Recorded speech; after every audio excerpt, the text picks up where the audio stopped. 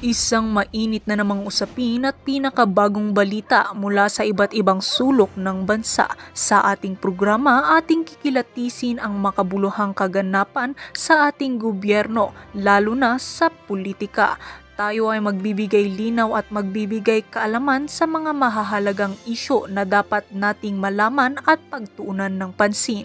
Ito ay magbibigay linaw sa ating mga kaisipan upang maging wais sa pagboto sa mga susunod pang mga eleksyon. Sa gitna ng umiigting na investigasyon kaugnay sa Quad Committee, nagbigay ng pahayag si Congressman Dan Fernandez na nagpahayag na wala siyang kinalaman sa mga paratang na inihain laban sa kay dating Pangulong Rodrigo Duterte. Sa kanyang mga pahayag, sinabi ni Fernandez na siya ay walang kinalaman sa mga aligasyon ng katiwalian na nag-ugat mula sa mga gawain ng committee.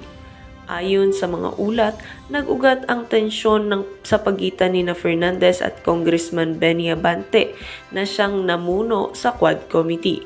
Ipinahayag ng ilang mga tagamasid na tila nagbigay ng pahayag si Fernandez na tila nagtataksil kay Abante.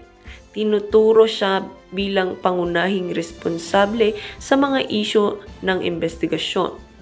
Ang mga kasong inihain laban sa kanya ay patuloy na umuusad sa Korte Suprema habang inaasahang magiging pangunahing usapin sa mga susunod na sesyon ng Kongreso.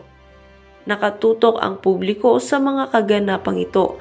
Umaasang ang mga opisyales ay mananagot sa kanilang mga aksyon.